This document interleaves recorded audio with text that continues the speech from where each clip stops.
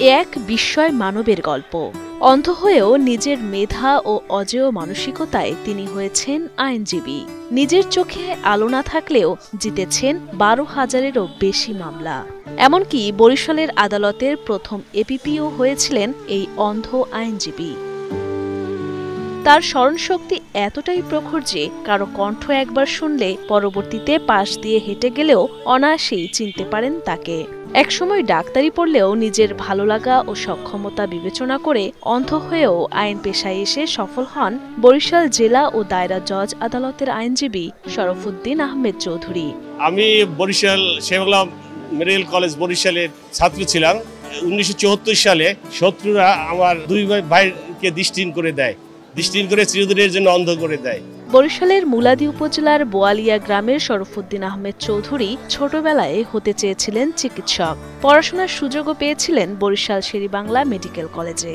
কিন্তু ভাগ্যের নির্মম পরিহাসে দ্বিতীয় বর্ষে পড়ার সময় চোখ নষ্ট হয়ে গেলে আর মেডিকেলে পড়া চালিয়ে যেতে পারেননি শরফুদ্দিন। ওই ব্রেলি পদ্ধতি শিক্ষা করিয়া তারপরে আইনজীবী হয়েছে, কিন্তু এখনো সে অন্ধ হওয়া সত্ত্বেও সে খুব ভালো আইনজীবী, উচ্চমানের আইনজীবী। আমরা তার কাছে আইনের মাঝে মধ্যে তালিম নেই। মেডিকেলে পড়তে না পারলেও থেমে যাননি তিনি।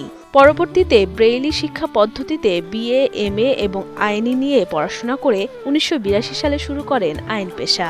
অবর্ণনীয় ত্যাগ আর নিরলস পরিশ্রমে তিনি যেমন হয়েছেন কর্মজীবনে সফল, তেমনি তার সন্তানদেরও করেছেন সফল। বর্তমানে তার এক ছেলে সেবা দিচ্ছেন পুলিশের এএসপি হিসেবে এবং আরেকজন ব্যাংক কর্মকর্তা। ওনাকে যদি কেউ একবার একটা জিনিস যদি পড়ে শোনায় তাহলে উনি কিন্তু সেই জিনিসটা মাথায় রাখতে পারেন একদম ওয়ার্ড টু ওয়ার্ড। এটা আসলে একটা আল্লাহ তাআলার একটা বিরাট মানে বলবো যে এটা একটা সম্পূর্ণ একটি অলৌকিক, বা আল্লাহ তাআলা তাকে প্রতি তাকে এইভাবে একটু সহনশক্তি দিয়েছে। He is a very gentleman and very অত্যন্ত দক্ষ একজন লয়ার। কর্মজীবনে কর্মদক্ষতা দেখানোর জন্য পেয়েছেন সহকর্মীদের অফুরন্ত ভালোবাসা।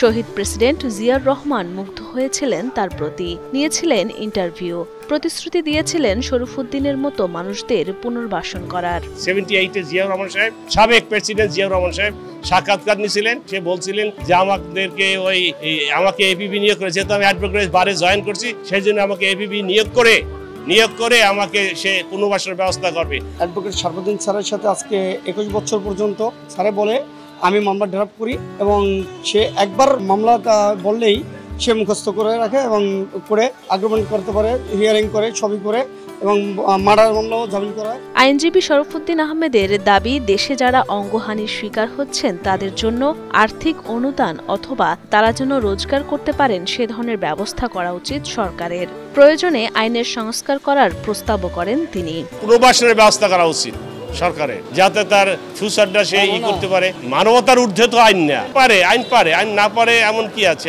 অনেক কিছু করতে পারে।